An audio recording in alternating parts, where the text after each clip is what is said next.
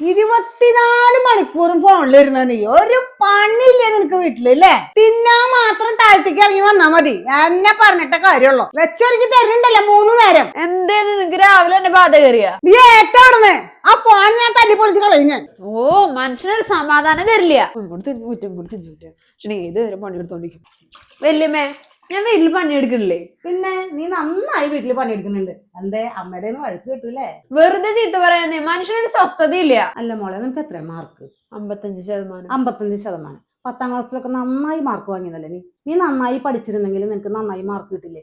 ഈ മൊബൈൽ ഇങ്ങനെ യൂസ് ചെയ്ത് കഴിഞ്ഞാൽ പിന്നെ എങ്ങനെയാ മോളെ മാർക്ക് കിട്ടുക? അതുകൊണ്ടല്ലേ അമ്മയുടെ നീ വഴക്ക് കേൾക്കണത്. അത് പിന്നെ 10ാം ക്ലാസ്സിൽ നല്ല മാർക്ക് വാങ്ങിയപ്പോ അച്ഛനല്ലേ എനിക്ക് ഫോൺ വാങ്ങിയെന്നേ?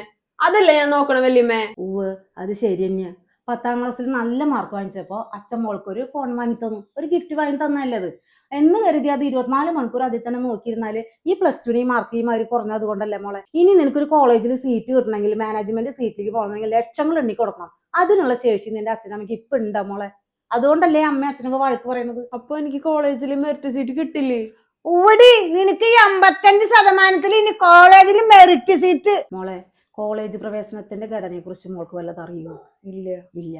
50% മെറിറ്റ് സീറ്റും 50% മാനേജ്മെന്റ് സീറ്റും.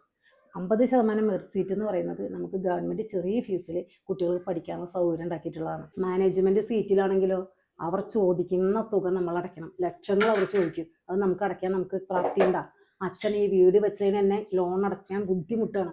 അതിനിടയ്ക്ക് മോൾക്ക് എങ്ങനെ ഇത് സാധിക്കുക? മോൾക്ക് ഈ 55%-ൽ എങ്ങനെയാണ് നമുക്ക് മെറിറ്റ് സീറ്റ് കിട്ടുമോ? ഇല്ല. അപ്പൊ നമ്മൾ എന്താ വേണ്ടത്? നന്നായി പഠിക്കണം. അങ്ങനെയല്ല കുട്ടികൾ ചെയ്യേണ്ടത്. നിന്നെ പോലുള്ള കുട്ടികൾ ഈ സമൂഹത്തിൽ വേറെ ഉണ്ട്.